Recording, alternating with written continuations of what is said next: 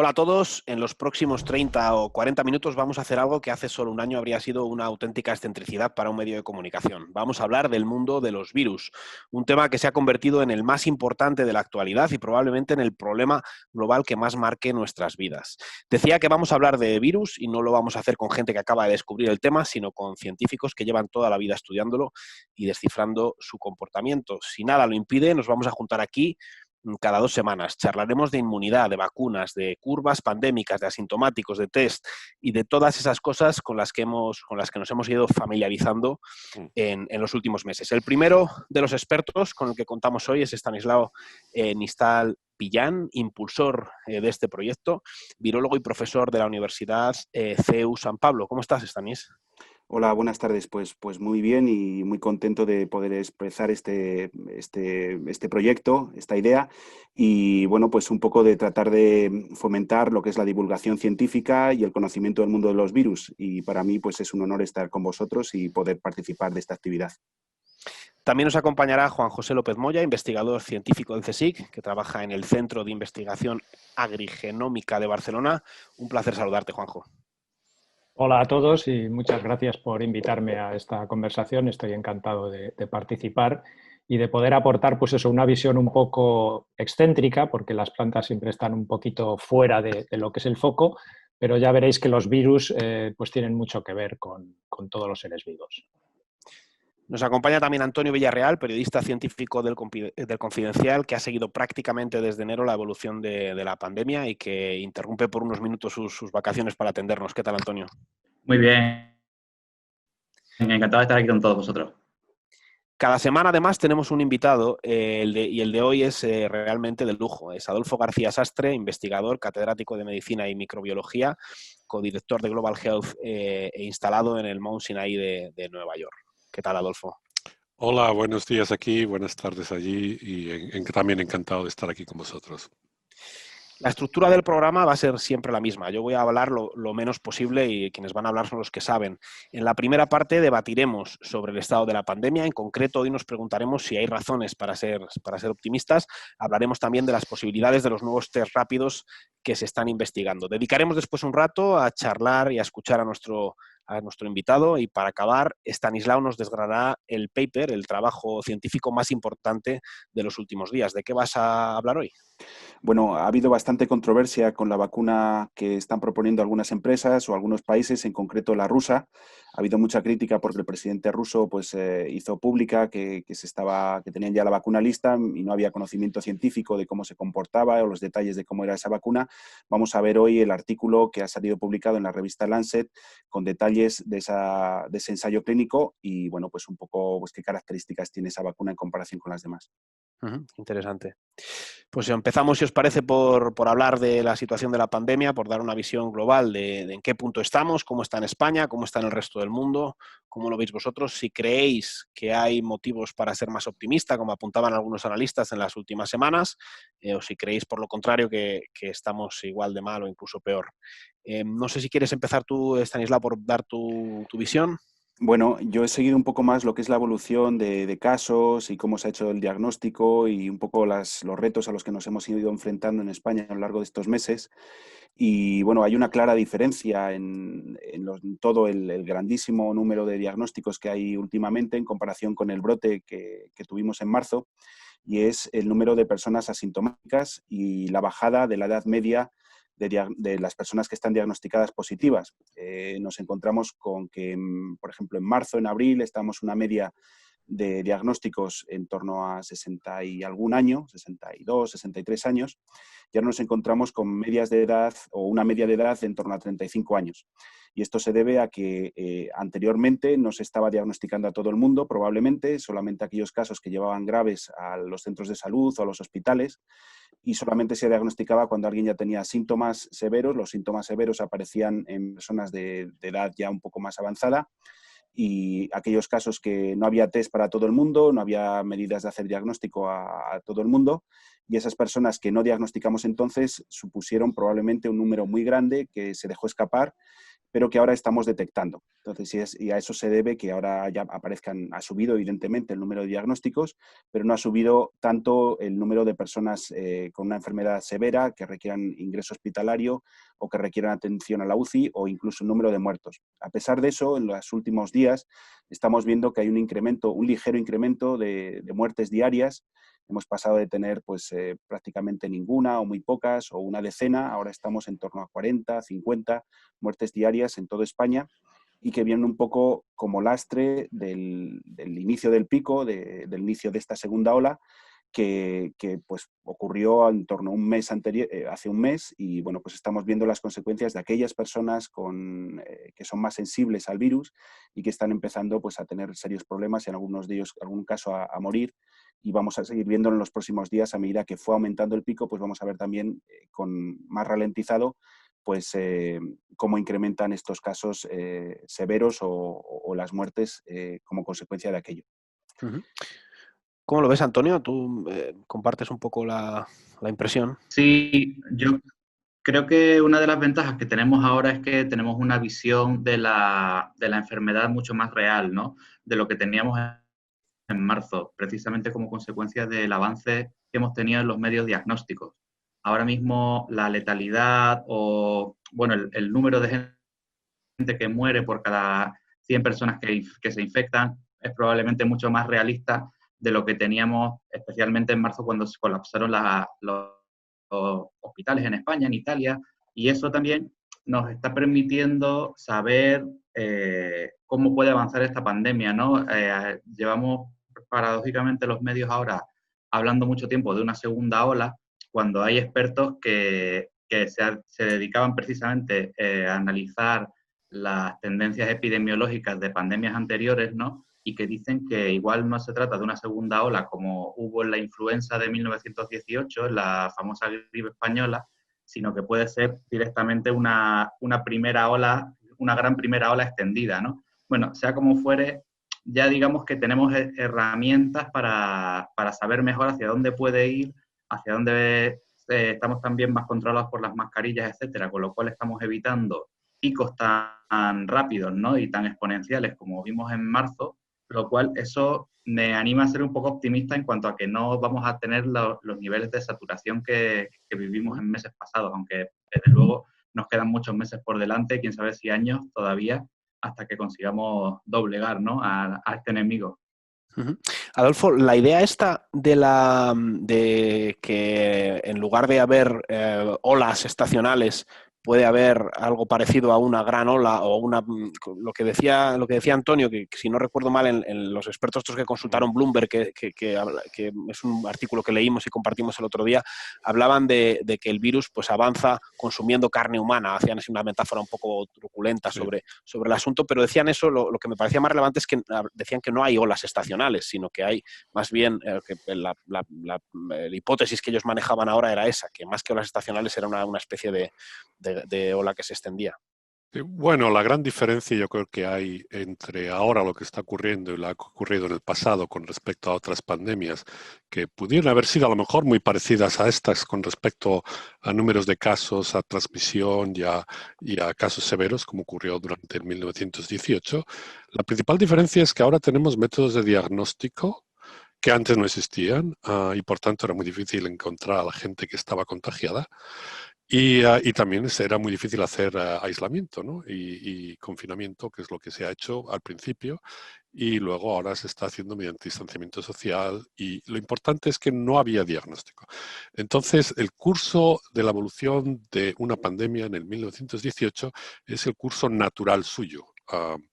El curso de esta pandemia no es su curso natural. Esta pandemia no se la ha dejado evolucionar como si hubiese habido una pandemia natural debido a los esfuerzos que se han hecho para poderla contener, que no son lo suficiente como para poder parar el virus, pero son lo suficiente como para poderlo ralentizar.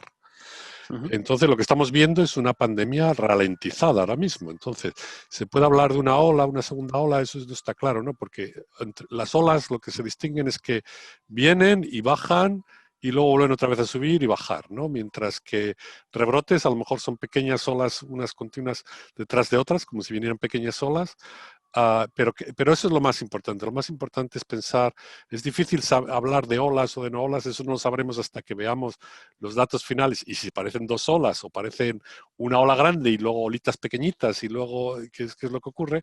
Pero lo importante es que esta pandemia no está evolucionando de un modo natural debido a lo que se está haciendo. Que si es verdad que no es suficiente como para poder pararla, pero es suficiente para ralentizarla. Y el asunto es cuánto la podemos ralentizar antes de que llegue un método eficaz para pararla del todo, como puede ser una vacuna eficaz. Juanjo, ¿tú cómo lo ves? Pues la verdad es que me parece que la idea que nos ha transmitido Adolfo es muy pertinente. O sea, realmente lo que estamos presenciando todos es una actuación además global, que quizás es una de las pocas veces en la que la humanidad en su conjunto se está poniendo de acuerdo en algo, con sus más y sus menos, pero realmente se están tomando acciones para intentar frenar algo que era, bueno, que de manera natural ha ocurrido a lo largo de la historia en múltiples ocasiones y que pues, se llevaba por delante muchas vidas humanas y que de alguna manera esta actuación, mejor o peor, con más éxito o menos éxito, con distintos grados de acierto digamos, local o regional, pero la realidad es que se está actuando y esa actuación viene de alguna manera condicionada por un conocimiento científico mejor del que teníamos pues, simplemente hace 100 años. ¿no? La pandemia de 1918 pues, era prácticamente los inicios de la virología y sin embargo pues ahora llevamos un background, una historia suficiente como para saber cómo estas cosas funcionan y de alguna manera pues intentar actuar. Y esa actuación es la que está dando pues unos frutos, ¿no? Pero digamos es una visión optimista. Se puede pensar que estamos mejor de lo que estaríamos si no se estuviese haciendo nada. Una de las cosas que parece que están avanzando hoy, la vacuna, precisamente hoy ha recibido, se ha frenado un poco las expectativas que había respecto a que la podamos tener a finales de este año. Pero hay otra cosa que le dedicamos quizá menos tiempo y menos entusiasmo al hablar de ella que la vacuna, que son las opciones y las nuevas opciones y métodos que hay para detectar positivos pues de manera más barata, con test rápidos y muy baratos que pueden llegar a ser incluso a tener un coste por debajo de los 2-3 euros y que nos permitiría hacer test, si esto se extiende, test muy sencillos que puede hacer cada uno en su casa, nos permitiría hacer test incluso de manera doméstica o en escuelas o de manera rutinaria y doméstica. ¿Cómo lo veis? ¿Lo veis esto en un futuro cercano? ¿Creéis que esto podemos empezar a usarlo? Bueno, en las últimas semanas ha habido un debate sobre la conveniencia de tener test más económicos, con la idea de poder hacer muchos más y tratar de identificar no aquellas personas que ya estén sufriendo la infección y pues probablemente ya no estén secretando mucho virus, o sea, identificar aquellas y sus contactos como manera de cazar y de detener un rebrote. Y como alternativa, pues un poco una idea que ha surgido en Estados Unidos a través de un profesor del MIT que se llama Michael Mina, y que es el uso de test muy baratos, test $1 test, ¿no? Los test de $1 o de menos, que traten o que se pudieran usar en las escuelas, en los institutos, en las universidades, en los centros de trabajo, quizá todos los días, como manera de identificar rápidamente a una persona que sea altamente transmisora, que esté produciendo una cantidad muy alta de virus. Por tanto, estos test no necesariamente tienen que ser muy sensibles, o sea, que detecten la menor cantidad posible de virus, sino ser capaces de, por su precio y su rapidez, de ser usados por muchas personas y detectar a aquellas personas que fueran las máximas transmisoras del virus. Entonces, esta idea a mí me parece muy interesante y el gran reto que tiene en estos momentos pues, la industria es tratar de producir estos test a $1 o a menos, porque si no, de otra manera no se van a poder hacer en el número suficiente como para controlar un brote. De cualquier manera, hay otras aproximaciones que también serían muy interesantes, como por ejemplo se ha propuesto hacer los pools y luego juntar muestras de grupos, por ejemplo, estamos hablando de los grupos de convivencia, de los coles. Quizá al juntar muestras de distintas personas, pues se diluye lo que sería una muestra que pudiera tener el virus, pero la PCR es muy sensible y aunque la diluyamos y perdamos un poco de sensibilidad, esa pérdida va a ser lo suficientemente todavía sensible como o esa pérdida, esa muestra, ese pool, va a ser todavía lo suficientemente sensible su detección como para poder detectar si en ese grupo hay una persona infectada y luego ya ir uno por uno viendo quién es, ¿no? Si no te entiendo mal, esto sería como hacer las muestras de todos los alumnos, por ejemplo, de una clase y hacer un único análisis con todas esas muestras, y si da positivo ya sabes que alguien en esa clase es positivo, ¿no? Esa sería la idea, ¿no? Efectivamente, y en ese grupo, dependiendo a lo mejor si esa persona está empezando a producir virus, pues esas personas que han recibido ese análisis se puede o repetir individualmente el análisis, ya no tendrías que, si te da negativo, ya todos esos se podrían quitar del medio, ya no tienes que analizarlos, pero si te da positivo, pues podrías repetir el ensayo individualmente para saber quién está infectado, o bien determinar, si fuera posible hacerlo, pues que ese grupo, si lleva unos días conviviendo, a lo mejor ha estado ya en contacto con el virus, y hacer una cuarentena reducida y esperar unos días para hacer el segundo ensayo de confirmación para ver quién está infectado. Y si tienen cuarentena, no han estado expuestos entre sí nuevamente. Entonces, ambas medidas son muy interesantes, pero a nivel económico pues son difíciles de hacer porque pues, requieren una inversión muy grande, y no sé si los sistemas públicos ahora mismo en España están preparados para hacerlas. En el caso, creo que era un artículo que firmaba el propio Michael Mina en el New York Times hace ya un mes y pico, 2 meses, y creo que ahí en ese artículo decía, él hacía un pronóstico así muy anglosajón, muy provocador, decía que si estos test se popularizasen, los utilizase todo el mundo, podríamos llegar a parar la pandemia o a frenarla de una manera radical no recuerdo la fecha, el intervalo de tiempo que daba, pero algo así como en 3-4 semanas. ¿Cómo lo veis? ¿Creéis que esto sería tan eficaz como dice él? Bueno, yo creo que todo depende en los detalles del test, ¿no? Cuántos falsos positivos se obtienen y cuántos falsos negativos se obtienen.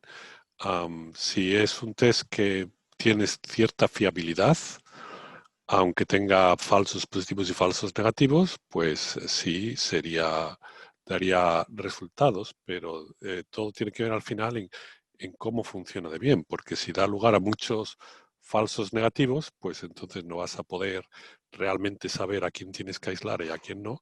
Y si da muchos falsos positivos, pues también es un problema, ¿no?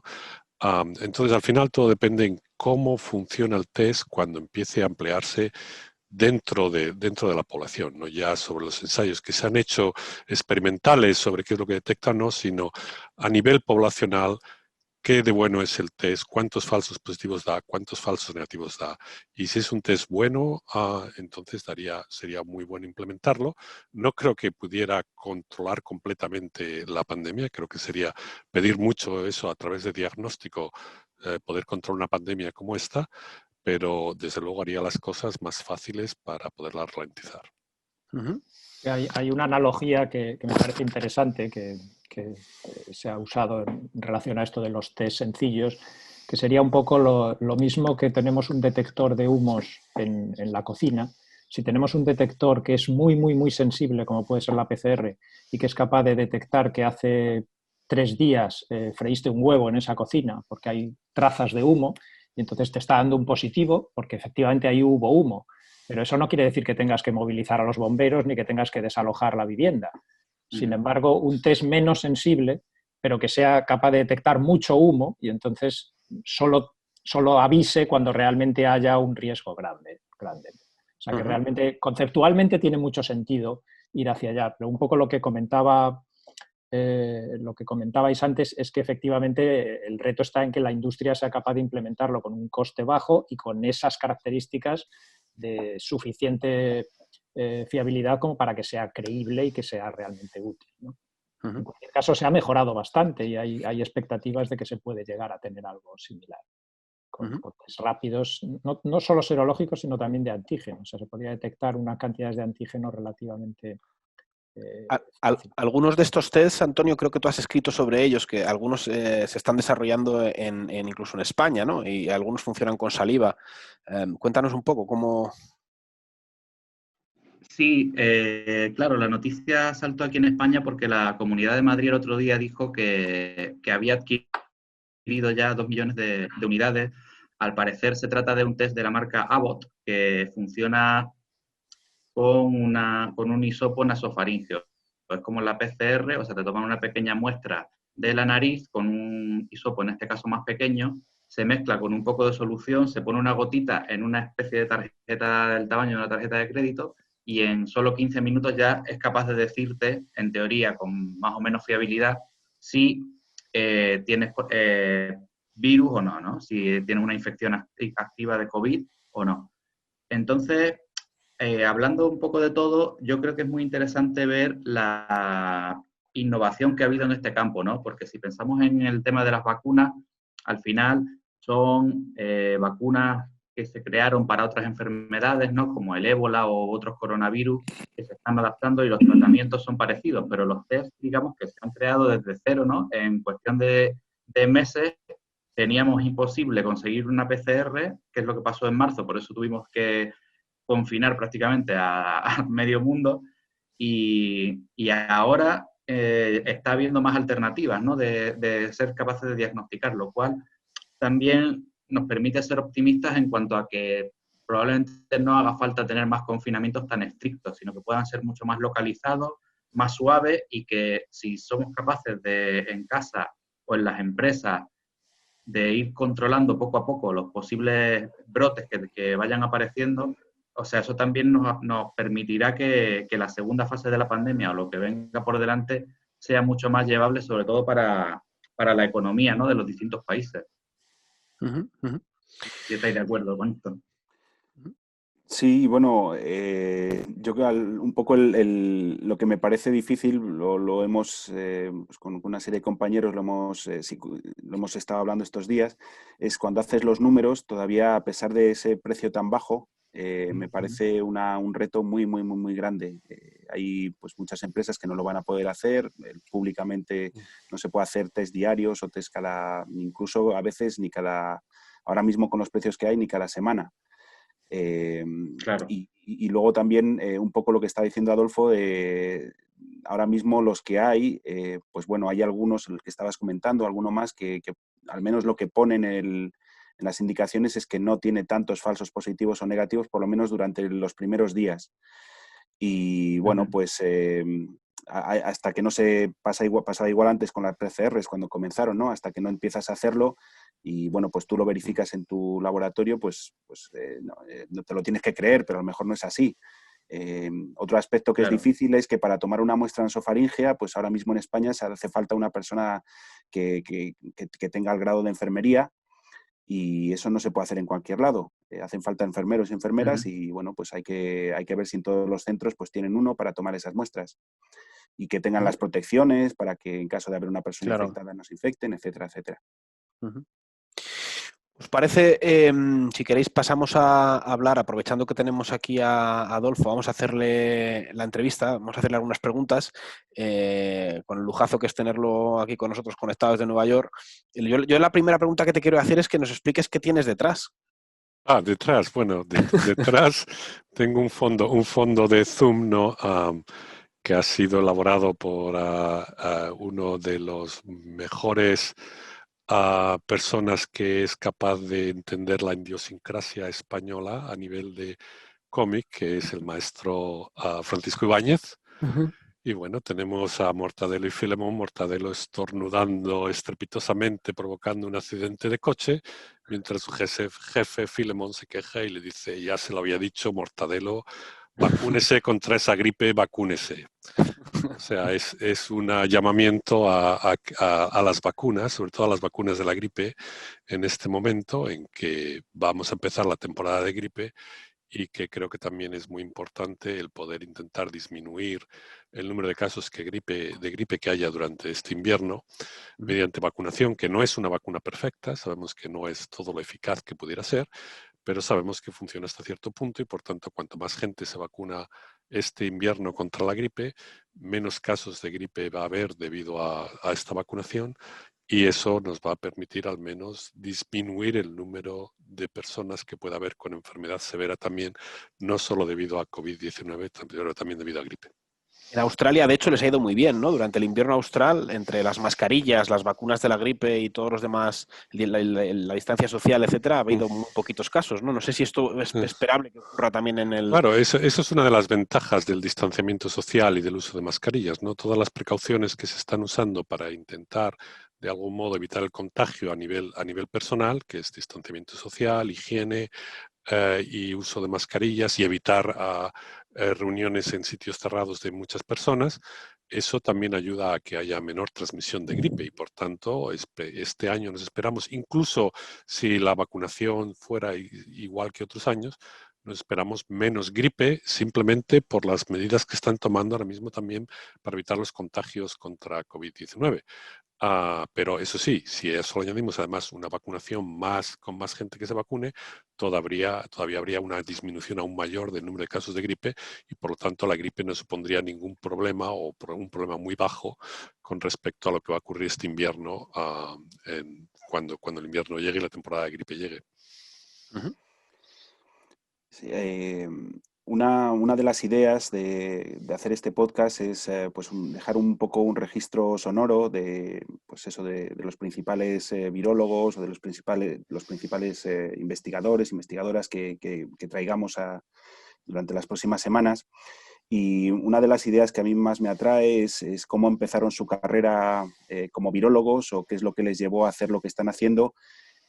Pues más allá de que pues, vieran la virología y les pareciera atractiva porque se han dedicado a lo que están dedicando y que les dieran un poco una idea a aquellas personas que quieran investigar o que quieran dedicarse a este mundo, pues los pros y los contras y su visión del estado de las cosas. Y pues bueno, yo creo que es la primera pregunta que me gustaría hacerte, Adolfo, ¿cómo llegaste aquí?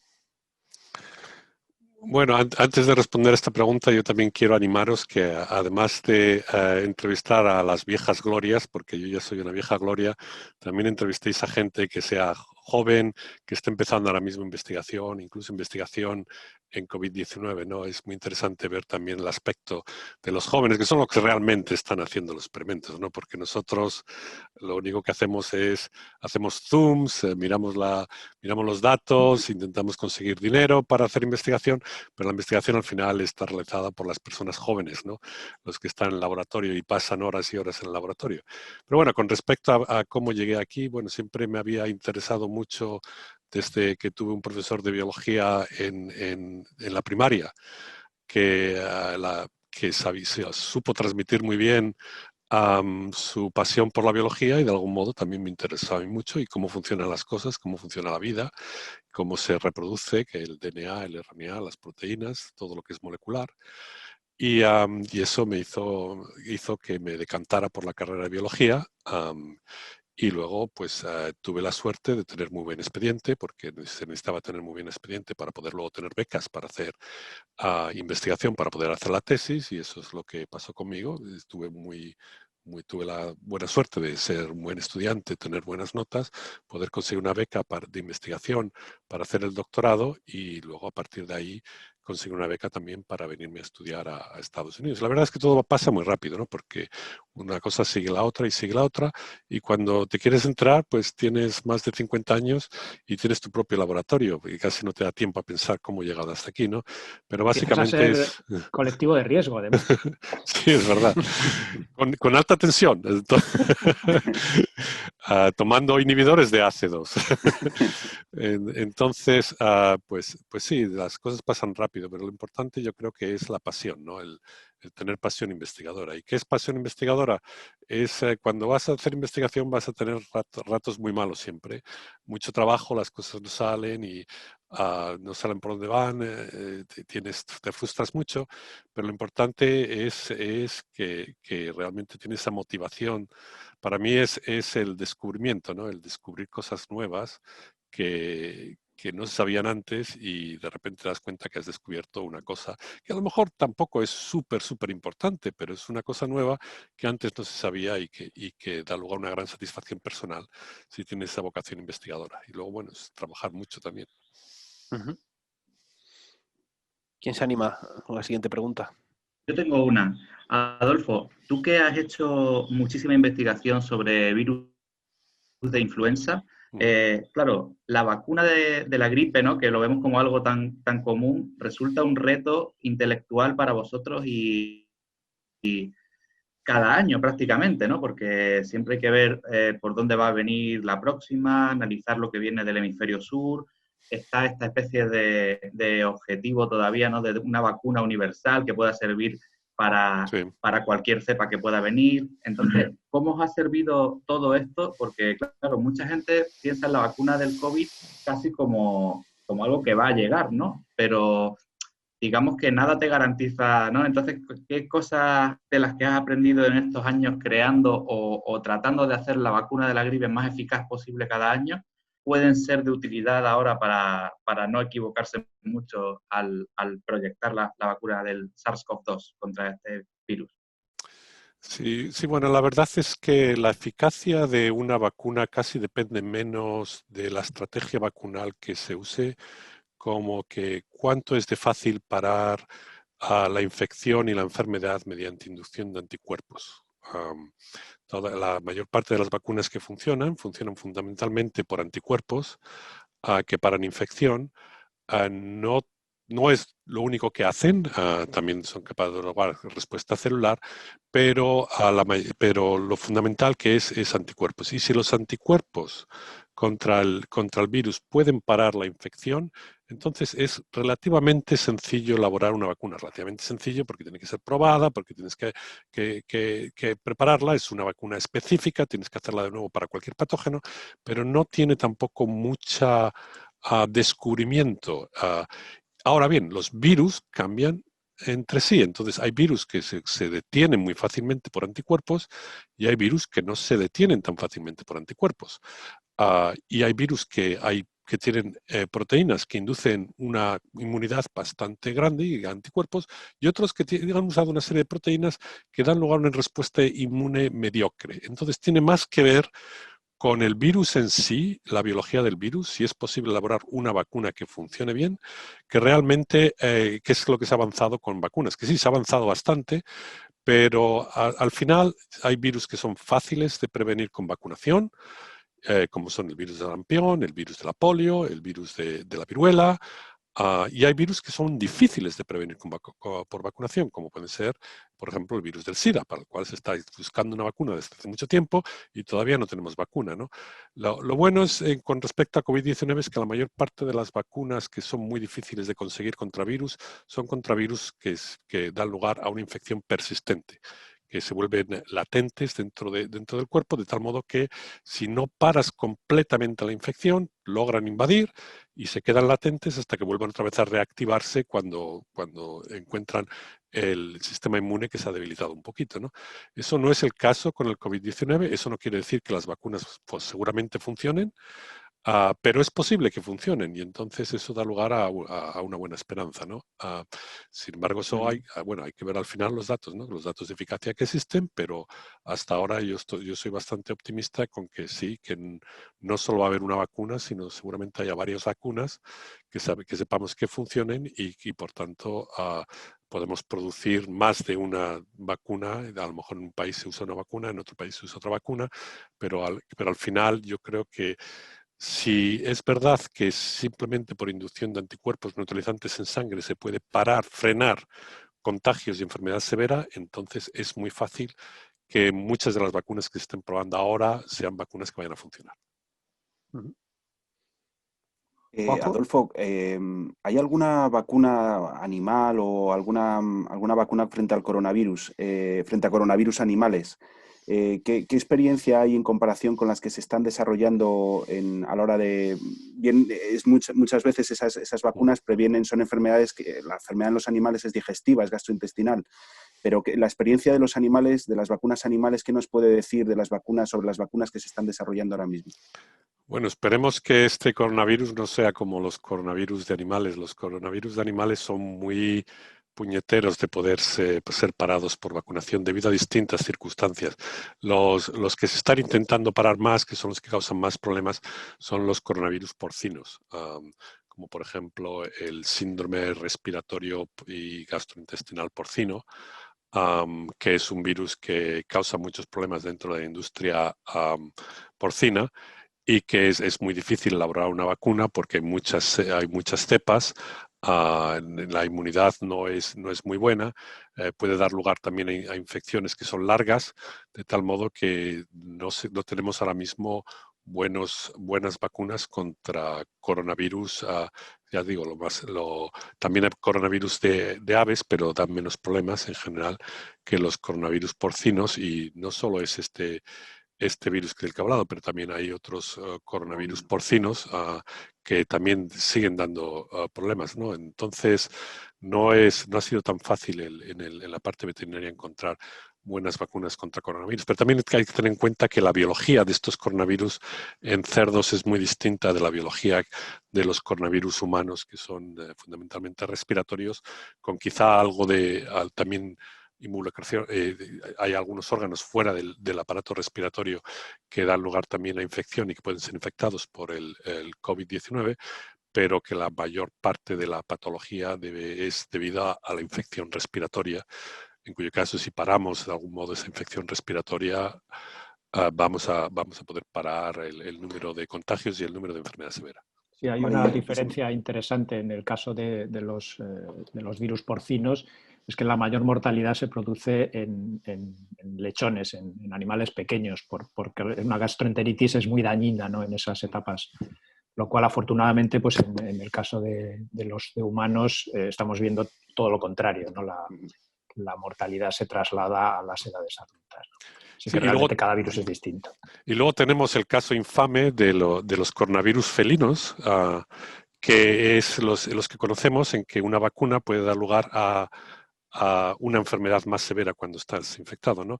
Y es por lo que se ha hablado mucho sobre, con estas vacunas, si va a haber problemas debido a aumento de enfermedad debido a anticuerpos, que se sabe que ocurre con uno de los coronavirus felinos.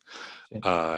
No creo que esto vaya a ser así, pero es algo que hay que estar pendiente de ello, porque tenemos el caso de un coronavirus en gatos en el que la vacunación, los anticuerpos contra el virus, dan lugar a una enfermedad más severa. Estos casos no ocurren en la mayor parte de los virus, pero ocurren con algunos. Y cuando ocurre con estos es también muy difícil de vacunar, ¿no? Por el problema este. Quizá estaría bien, por lo menos, tratar de clarificar. Esa enfermedad se debe a que los anticuerpos que se generan frente al virus, de alguna manera, actúan como gancho para que ciertas células los atrapen, los endociten, se las coman, traten de eliminar ese virus, pero ese virus tiene la habilidad de escapar a esa fagocitosis, a esa destrucción. Y bueno, pues eso es lo que hace que ese virus que se replique en las células o induzca una respuesta exacerbada en esas células fagocíticas, y es lo que causa la enfermedad. Pero también tiene un poco que ver con lo que se está hablando ahora de los sueros hiperinmunes, ¿no? Hay una de las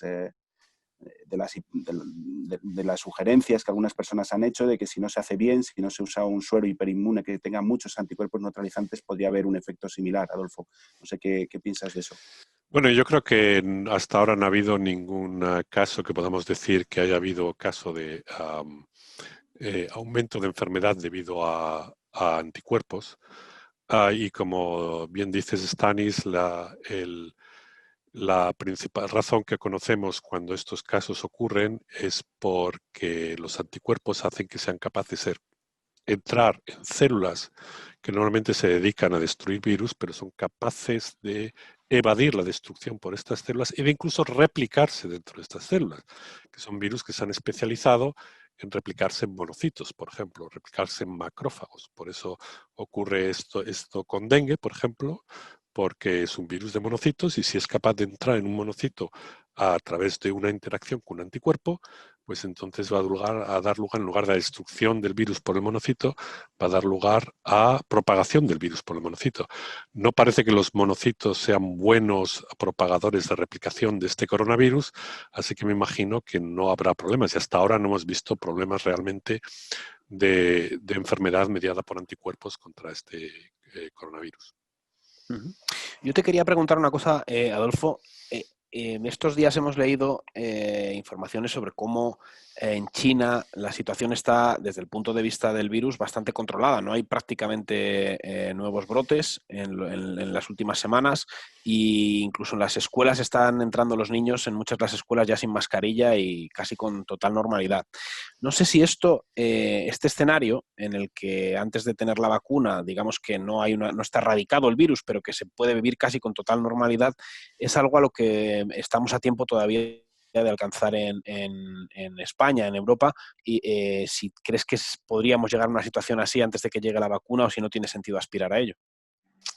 Sí, todo depende del nivel de circulación del virus en todo momento, ¿no? Si se logra parar prácticamente la circulación del virus mediante medidas muy drásticas, como se han tomado en China, y pararlo a un nivel extremadamente bajo, entonces va a tardar bastante tiempo en volver otra vez a haber casos debido simplemente a que empiezas otra vez de un número muy bajo, ¿no? Pero al final, con el tiempo, se va a volver otra vez a causar el problema y entonces hay que ir apagando los brotes según vayan ocurriendo. Y es lo que han hecho también en China. Lo que pasa es que en China a lo mejor han sido mucho más drásticos a nivel de cómo parar brotes. Ha habido mucho más confinamiento del que ha habido en otros países y claro, si la cosa es si... ¿Qué es lo que compensa? Mucho confinamiento cuando brotes ocurren y hasta que no bajas la circulación del virus prácticamente al mínimo, no vuelves otra vez a abrir, en cuyo caso puedes abrir con casi una normalidad. Pero teniendo en cuenta que a lo mejor dentro de 3 meses vas a tener otra vez que confinarte, o hacerlo del modo como se ha hecho en Europa o en otros sitios, que sí ha habido confinamiento cuando los niveles eran ya muy grandes, pero ahora mismo no se está hablando todavía de un confinamiento de nuevo, ¿no? Mientras que en China a lo mejor, si existen los brotes que, como están ocurriendo en algunos sitios en España, se confina completamente la región donde se están ocurriendo esos brotes de tal modo que se para completamente la circulación del virus en esos sitios. Pero claro, habiendo confinado a la gente en esos sitios, ¿no? Y el approach contrario, el de dejar que, como están haciendo, por ejemplo, en Suecia, que la gente se vaya de alguna manera infectando poco a poco, siempre que no colapsen los servicios sanitarios. En eso tienes que contar que cuántas vidas cuesta, ¿no? Es como para mí es como si te habláramos de una vacuna que tiene unos efectos secundarios tales que provoca a lo mejor 0,6% de mortalidad, que es la mortalidad que causa este virus, ¿no? Dejar que el virus circule hasta el punto de que uno adquiere inmunidad natural, la población adquiere inmunidad natural, es como vacunar a la gente con una vacuna que es el virus vivo, ¿no? Y bueno, pues todo depende de cuánto seamos de permisivos con respecto a qué es lo que le pedimos a una vacuna. Si podemos decir, da igual que una vacuna cause 0,6% mortalidad, al final todos los que sobreviven se benefician, pues sí, tiene sentido el hacer que el virus se propague hasta que adquieras inmunidad de rebaño. Pero si no se acepta el número de muertes que va a causar una vacunación natural por debida inmunidad por el virus, que es lo que yo creo que se debe hacer, porque una vida humana es una vida humana y si salvamos una vida es mucho mejor que si no salvamos esa vida, pues entonces no sería lo que yo propusiera, sino intentar salvar el número de vidas más grande posible hasta que tengamos una vacuna que no cause los problemas que causa el dejarse infectar como inmunidad natural. Sí, hay mucha gente que no le va a pasar nada, pero hay gente también que va a seguir. Y puedes decir, bueno, pero si aislamos bien a los grupos de riesgo y dejamos infectarse a los jóvenes, pues entonces no va a ocurrir nada porque los grupos de riesgo están aislados. Pero es que es muy difícil aislar completamente a los grupos de riesgo. Si al final dejas al virus que haga estragos en la población, pero que no entre en los grupos de riesgo, eso yo creo que es mucho más difícil que otra cosa, que lo que se está haciendo ahora mismo, por ejemplo, intentando pararlo en la mayor parte de los sitios mediante medidas de distanciamiento social, de traceo de contactos y de diagnóstico. Tenemos, yo creo, tiempo para otra ronda de preguntas rápidas. No sé quién. Yo tenía una pregunta que tiene que ver un poco también con la especialidad de Adolfo, que es la gripe. Hay una vacuna de gripe que se administra intranasalmente y quería pues un poco ver la opinión de Adolfo de esa vacuna, cuánto tiempo dura la inmunidad humoral, la inmunidad de la mucosa que induce esa vacuna y en comparación con otras posibles vacunas de coronavirus que indujesen ese tipo de inmunidad y, bueno, pues estimar cuánto tiempo podría durar la inmunidad esterilizante, la protección total frente al virus, o si inducen también la inmunidad humoral a nivel sistémico, que esté en la sangre, o cómo funcionaría eso. Bien, sabemos muy poco sobre qué es lo que da lugar a inmunidad a largo plazo, que la inmunidad no baje, ¿no? La mayor parte de las infecciones naturales da lugar a una inmunidad que es a largo plazo, a largo tiempo. Una persona que es infectada, si el virus es inmunogénico, normalmente desarrolla inmunidad casi de por vida, ¿no? Que es que le prevenga ser infectado otra vez, a no ser que el virus cambie, que es lo que ocurre con el virus de la gripe. Se sabe que si hay una infección natural con el virus de la gripe, da lugar a una inmunidad prácticamente durante toda la vida contra esa cepa en concreto del virus de la gripe.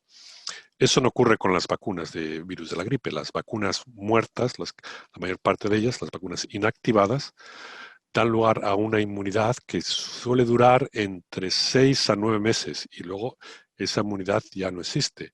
Lo único es que como el virus cambia, entonces se necesita cambiar la vacuna, se necesita vacunar anualmente, entonces da igual que la inmunidad sea solo a corto plazo, porque de todos modos hay que volverse a vacunar al año siguiente porque las cepas han cambiado. Es decir, la vacuna de virus inactivados que existe de gripe es una vacuna que es a muy corto plazo. Ahora bien, también es una de las vacunas que es de las menos sofisticada, que tiene simplemente proteína vírica, no tiene ningún adyuvante y sabemos que vacunas de ese tipo son vacunas que normalmente dan lugar a una inmunidad corta, ¿no?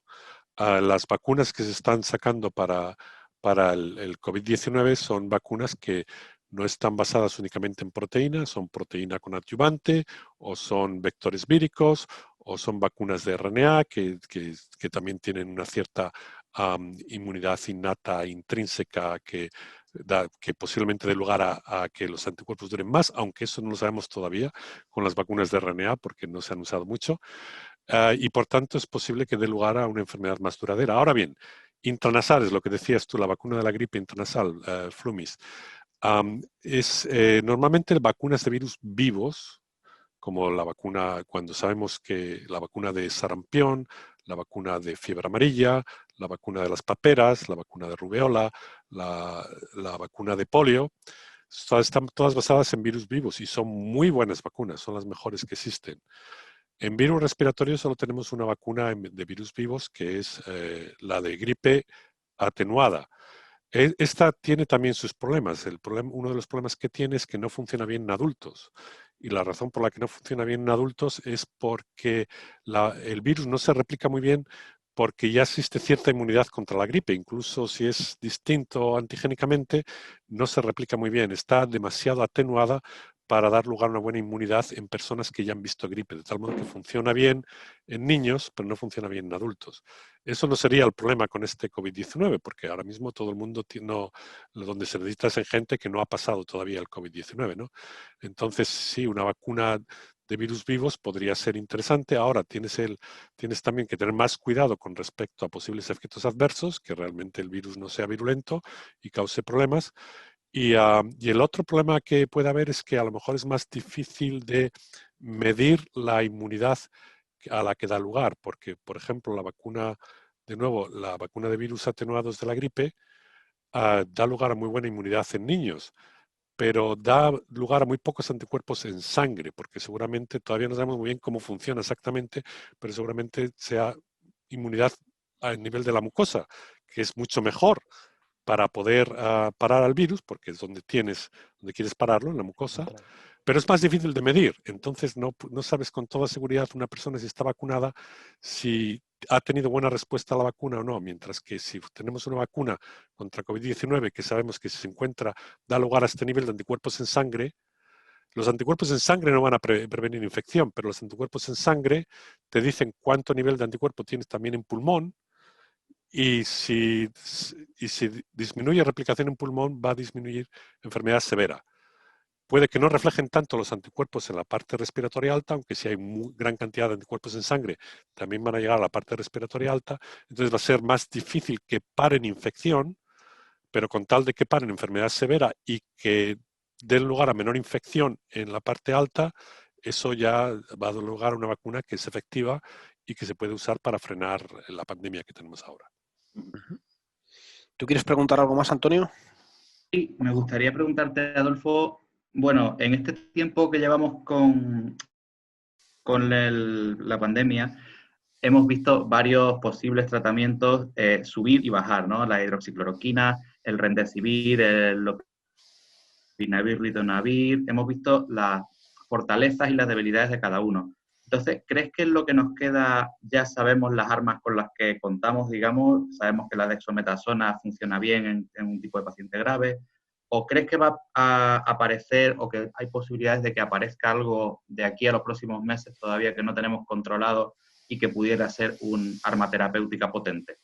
Sí, todos los tratamientos que tenemos ahora, que sabemos que funcionan hasta cierto punto, tienen todos un problema, y es que solo se pueden usar a nivel hospitalario.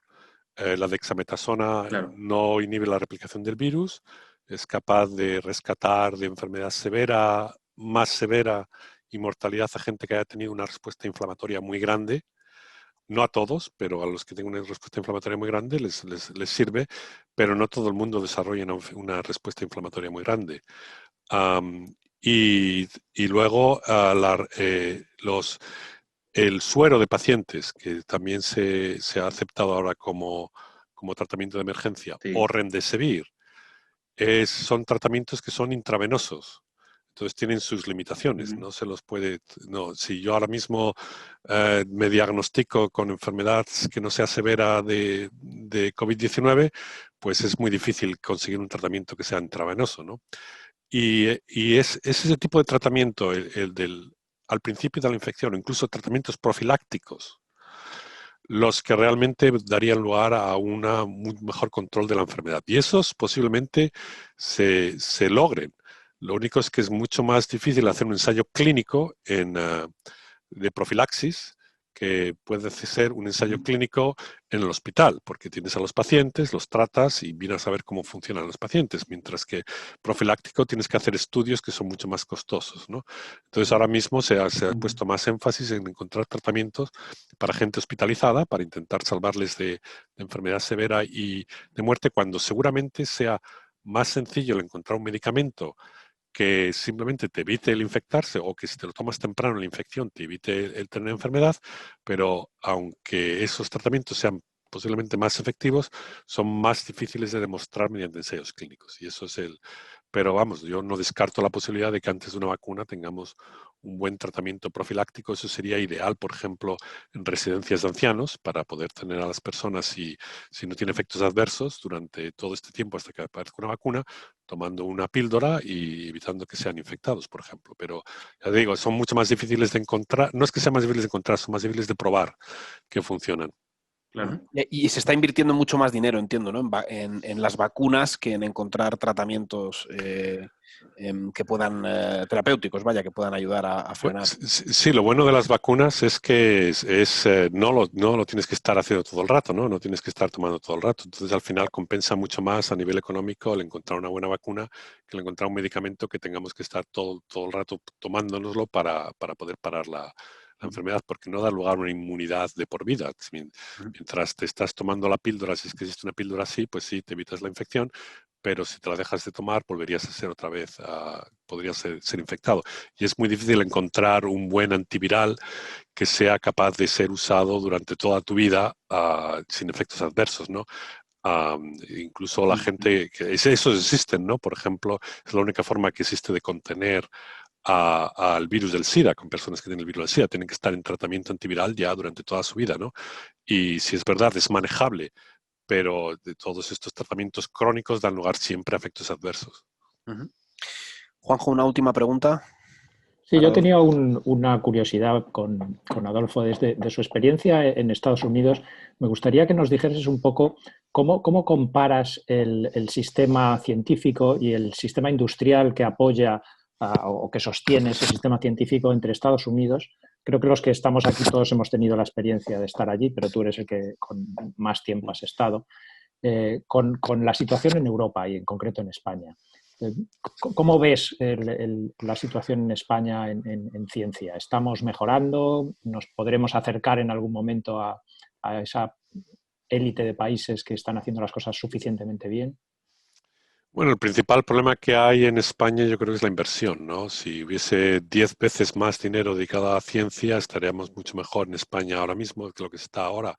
El problema que hay con la inversión es que si hay poca inversión, el luchar por los recursos ocurre a nivel muy temprano y, y eso da lugar a que haya muchas luchas ya políticas, pero a nivel muy temprano, a nivel de tener tu primer equipo investigador y tienes que hacerte amigo de esta persona y de esta persona para estar seguros de que es fácil que te den esto. Entonces, siempre va a haber política para conseguir trabajos, pero cuando los recursos son muy bajos, la política empieza a a ser más importante de un momento muy temprano. Y eso, aquí, por ejemplo, puede haber política para ser el decano de un gran grupo de investigación, como puede ser Monsanto, ¿no? Necesitas tratar con gente, saber gente que apoya, que te da dinero para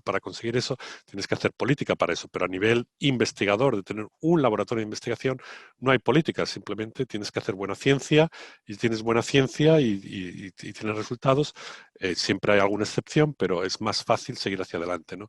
Entonces yo creo que ese es el principal problema que hay. El problema son los recursos. Cuando hay pocos recursos, entonces hay mucha más política desde el principio para acceder incluso a una plaza de investigador. Claro. Nos hemos ido un poco de la hora y vamos, si os parece, ya al tercer bloque, al último. Vamos a hablar del paper. Lo dejo en tus manos, Stanis. Sí, bueno, pues como os decía anteriormente, el artículo que me gustaría compartir hoy es un artículo que fue publicado hace unos días en la revista Lancet, que habla de la vacuna rusa, de una vacuna que en principio pues, está basada en adenovirus, en vectores adenovirales. Los virus o vectores adenovirales están basados en un virus que produce catarros o que produce infecciones gastrointestinales o que produce infecciones oculares, al que se le ha modificado, se le han quitado ciertos genes de virulencia y que, bueno, pues esos genes de virulencia se pueden sustituir por otros genes frente a los cuales queramos desarrollar inmunidad. Y en este caso, pues los han sustituido por el virus por el gen que codifica la proteína de superficie del virus del SARS coronavirus 2, ¿no? La diferencia entre la vacuna rusa y otras que se han estado probando, la misma estrategia que han seguido los rusos, por ejemplo, es la que se está siguiendo con la vacuna de Oxford, o es la misma estrategia que están siguiendo, por ejemplo, en la vacuna china, que también han salido los resultados recientemente, de la empresa CanSino. Todas estas vacunas utilizan adenovirus, pero la diferencia entre unas y otras es que usan adenovirus que vienen o que tienen unas características que son distintas. Tienen o distinto serotipo, digamos, características externas, están pintados de distinta manera. Si hiciéramos la analogía, por ejemplo, con los ves de distinta manera por fuera, o tienen pequeñas diferencias por fuera, o vienen de animales, ¿no? Adenovirus que provienen, por ejemplo, pues de chimpancés o podría haber de otros animales. Los adenovirus que se están usando para el desarrollo de vacunas pueden ser también adenovirus humanos que sean muy poco inmunogénicos o que no un poco inmunogénicos, que hayan sido expuestos o que haya poca prevalencia de anticuerpos frente a ellos y de esa manera cuando tú te pongas la vacuna, pues que no haya un gran número de personas que haya sufrido esa infección por ese virus y bueno, pues tenga anticuerpos y que esa vacuna que en principio trate de estimular una respuesta específica frente a lo que tú estás intentando vacunar, pues se vea ralentizada porque ya tienes anticuerpos frente al virus. El virus no va a inducir buena inmunidad porque ya la tienes frente a ese virus y el antígeno que expresa pues va a generar poca inmunidad. Y en este sentido, pues la vacuna rusa es interesante desde el punto de vista de cómo la han planteado. Es una vacuna que está basada en dos adenovirus, no en uno. son 2 adenovirus recombinantes humanos que se llaman adenovirus 26 y el adenovirus 5. El estudio que ha publicado la revista Lancet incluye no solamente eso, sino también pues la formulación con la que se puede aplicar esa vacuna, que es interesante y es un reto para hacer llegar esa vacuna a lugares en los que, por ejemplo, pues no se pueda mantener una cadena de frío y permita que esa vacuna llegue con la suficiente calidad pues, a ciertas personas. Además de esto, hay una cosa interesante en la manera que se plantea, que es una administración secuencial del virus vacunal. En este caso, tienen 2 virus distintos y los 2 virus expresan la misma proteína del virus del SARS coronavirus 2, que es la proteína S. Cuando estamos inmunizando con un virus, vamos a generar, y ese virus pues, tiene la habilidad de replicarse un poquito y producir los antígenos virales, las proteínas virales que van a inducir anticuerpos o van a inducir respuesta T, pues vamos a generar junto con los anticuerpos que vayan dirigidos frente a la proteína del SARS coronavirus 2 en este caso, también anticuerpos frente al adenovirus. Si nos tuviésemos que volver a vacunar usando el mismo virus, generaríamos muchos anticuerpos frente a los elementos más antigénicos de ese virus. Y bueno, pues la proteína S en este caso del SARS coronavirus 2 lo sería, pero también otras proteínas de los adenovirus que podrían ser muy inmunogénicas y despistasen un poco al sistema inmune y no generasen la respuesta total de anticuerpos que estuviéramos buscando.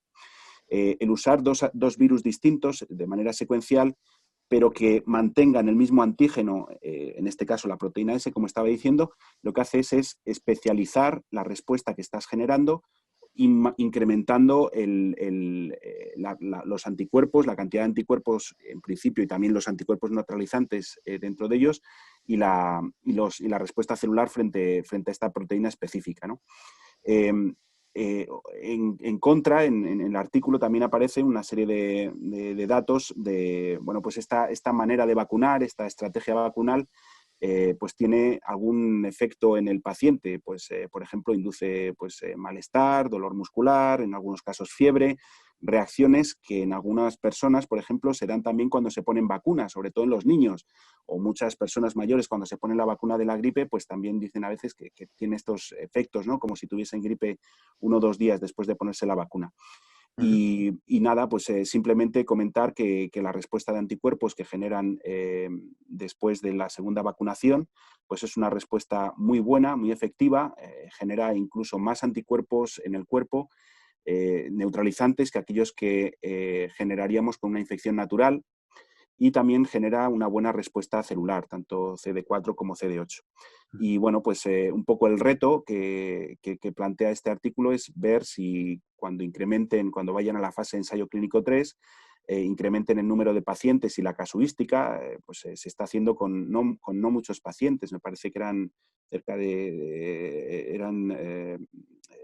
cerca de 80, me parece, pacientes. Sí, 76. 76, bueno, pues plantea el reto ahora de que, bueno, pues si tienes una casuística en vez de eso, pues 76 pacientes, si tienes miles de pacientes jóvenes, pacientes que sean pediátricos o niños a los que vacunes, personas de 80 años, con la formulación y la estrategia vacunal que propones, pues si tienes esos mismos efectos adversos en todo el mundo, en todas estas personas, y si el grado de protección pues supera un límite que se considera en su momento, supongo que es, pues fijen el 70% de protección, y bueno, pues ver si vale para todas las personas y si estos efectos adversos se reproducen de otra manera en algunos otros casos, como por ejemplo, ahora ha salido hoy el caso de esta persona que ha tenido efectos adversos con la vacuna de Oxford y bueno, pues algo similar podría ocurrir con esta vacuna, ¿no? Es un poco el mensaje que se podría sacar de este paper. Cuando salió, recuerdo cuando Putin presentó la vacuna, que se consideró un acto, en parte, yo creo que lo era, ¿no? Un acto de propaganda científica, y hubo muchísimo escepticismo desde el mundo académico, desde el mundo científico fuera de Rusia, ante el anuncio de Putin, de que ya tenían, prácticamente le estaba anunciando que ya habían dado luz verde a una vacuna y que sería la primera. Y sin embargo, luego, por lo que entiendo, este este paper sí que nos dice que podríamos estar ante una vacuna eficaz, con la que puede tener efectos secundarios, como todas, pero que sí que podría ser la vacuna, la primera que se empiece a experimentar con ella, y que se empiece, vamos, no a experimentar, sino que se empiece a utilizar para inmunizar a la población, en este caso la población rusa o los países. Sé que hay algunos países, por ejemplo, en los Balcanes que ya están comprando, Sí, han pedido. México creo que también la ha comprado, sí. O sea, que probablemente sí que sean los primeros, los rusos, ¿no? Que se han adelantado y sea la primera vacuna que tengamos. Bueno, no sé qué opináis los demás. Yo creo que puede ser también que en algunos países, por ejemplo, se habla de que en China ya se está empezando a vacunar algunos segmentos de la población, por ejemplo, el ejército, con algunas de las vacunas que están desarrollando. En cualquiera de los casos donde se estén empezando a aplicar vacunas, hay que ser conscientes de que no han seguido todos los pasos regulatorios y que, pues bueno, no se está garantizando completamente la seguridad de esas vacunas. Y por eso es tan importante esta fase de ensayo clínico 3 y el gran reto que tiene el asimilar que no va a haber efectos adversos graves a medio y largo plazo, porque eso no los estamos estudiando. Claro. Entonces, en ese sentido, las vacunas basadas en vectores adenovirales, Adolfo quizá tiene más experiencia o ha visto más casos de este tipo, pero son vacunas o esos vectores que se usan para esas vacunas se han empleado para generar otras vacunas. Entonces, son vectores conocidos, sabemos cómo se comporta el organismo frente a esas vacunas y sabemos que no hay unos efectos adversos severos frente a cualquiera de los antígenos que se han cargado en esas vacunas. Y bueno, pues es un poco la esperanza. Por eso se ha empezado quizá con los adenovirus o quizá, por ejemplo, también las vacunas basadas en vaccinia, en el MVA, pues puedan ser también muy interesantes porque es un vector que se ha probado, que es seguro, que no da efectos muy adversos. Y bueno, pues es interesante. Todas las demás que vengan detrás, pues hay que ver, tienen el reto de como estaba diciendo antes Adolfo, de probar que no tienen ningún efecto adverso y que son efectivas a medio y largo plazo. ¿Cómo lo veis los demás? ¿Os la pondríais, la vacuna rusa? Bueno, yo creo que es importante no solo si yo me la pongo o no, sino cuánta gente se la pone y por qué se la pone. Y yo creo que es importante saber qué eficacia tiene una vacuna y tener estudios grandes para poder tranquilizar a la mayor parte de la gente que la vacuna va a dar lugar a esta eficacia y esta es la cantidad de efectos adversos que puede causar y por eso merece la pena ponérselo. Yo creo que eso va a ser muy importante porque lograr vacunar a lo mejor al 30, al 40% de la población y el 60% a negarse a vacunarse, parte de ellos porque no creen en vacunas, pero no son el 60%, pero otra parte porque dice esta vacuna no está suficientemente probada y esto pues una conspiración de las empresas y de los gobiernos para hacer algo que eso va a haber gente que habla así. Entonces, lo importante es lograr una vacunación muy elevada para que al final esto se pare. Yo creo que la única forma de conseguir eso es mediante datos transparentes que se sepan con toda fiabilidad de qué eficacia tiene la vacuna y cuánto posibilidad de efectos adversos puede dar lugar a una vacuna. Las vacunas de adenovirus, el único problema que hay con una vacuna de adenovirus es que no está todavía muy claro por qué ocurrió eso y si eso va a ocurrir también, es que hubo un ensayo clínico de una vacuna de adenovirus 5 contra el virus del SIDA, contra el VIH, que no dio lugar a una buena respuesta inmunogénica con respecto a lograr prevenir infección, pero bueno, el virus del SIDA es muy difícil de prevenir, pero lo que sí que dio lugar es a que hubo más infectados del virus del SIDA, un poco más infectados en los vacunados que en los no vacunados. Y eso no está claro por qué ocurrió. Se piensa que es debido a que quizá como adenovirus 5 tenemos todos algo de inmunidad contra ellos, que da lugar a un aumento entonces en células CD4 que se activan, que son las células donde se replica el virus del SIDA. Entonces, en regiones donde hay mucha infección por virus del SIDA, es posible que una vacuna de adenovirus dé lugar a un aumento de infecciones por el virus del SIDA, que lo cual, claro, sería contraproducente. Esa es el único desventaja que no está claro, porque la verdad es que los números no eran lo suficientemente grandes como para saber qué pudo pasar, pero ese es el único problema que le veo yo a las vacunas basadas en adenovirus 5. ¿Antonio? No, yo solo quería hacer un par de comentarios con respecto al escepticismo que hay en la comunidad científica occidental, ¿no? De los resultados que han salido.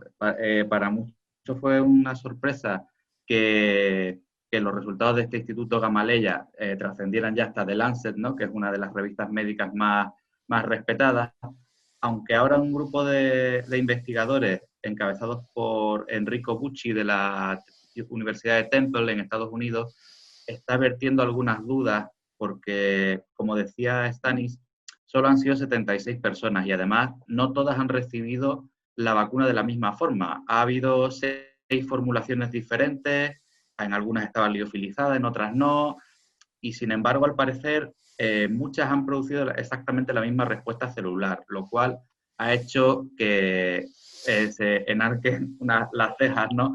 Y como decía también Adolfo, al no disponer de los datos en crudo, sino simplemente, digamos, del resultado final, pues muchos están diciendo, hasta que no veamos eso realmente, no vamos a poder tomarla en consideración, ¿no? Evidentemente está todavía en fase 1 o 2 y se entiende, pues a lo mejor que no se haya producido aún un RCT, ¿no? Un ensayo doble ciego, aleatorizado, digamos que a todo el mundo sabían lo que le estaban dando, ¿no? Ahora, paradójicamente, tenemos la vacuna de AstraZeneca, que está ahora en las noticias, por todo lo contrario, ¿no? Digamos que el ensayo está tan reglado que a la mínima que ha ocurrido algo extraño y el ensayo se ha pausado, ahora parece que la vacuna, la gente se está llevando las manos a la cabeza, ¿no? Cuando eso lo que demuestra es además que se están siguiendo todos los procedimientos científicos que hay que seguir para cuando ese ensayo 3 concluya, la seguridad y la eficacia de la vacuna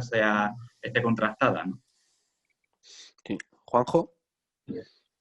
Sí, la verdad es que yo no soy experto por lo tanto tampoco puedo opinar, pero sí que es verdad que la integridad y la ética de los investigadores pues está por encima de estas cosas. Es decir, los datos se tienen que proporcionar, se tienen que hacer todos los estudios y la revisión por pares, desgraciadamente, y más en una situación en la que se ha querido correr mucho, no estoy hablando de Lancet en este caso, sino que realmente la avalancha de preprints y de artículos que se han hecho públicos antes de pasar incluso por esa simple revisión por pares, pues hace crear un cierto escepticismo que no es bueno, porque realmente el sistema tiene unos mecanismos de autocorrección que son muy potentes. O sea, es muy difícil que alguien pueda falsear datos a este nivel y pueda llegar, pues eso, a generar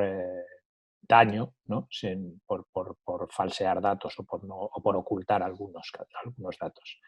Entonces, hay que confiar en que el sistema se va a autocorregir y que, bueno, pues lo que comentaba Antonio, ¿no? Realmente si AstraZeneca es capaz de parar un ensayo hasta saber qué es lo que ha pasado en un caso concreto de los que tiene perfectamente controlados, pues eso nos está diciendo que realmente no se están haciendo las cosas a lo loco y que se van a tomar todas las precauciones para que cuando se necesite esa vacunación masiva de la que hablaba Adolfo, que esperemos que llegue en algún momento, pues todos tengamos la información suficiente como para que nuestro médico nos aconseje adecuadamente.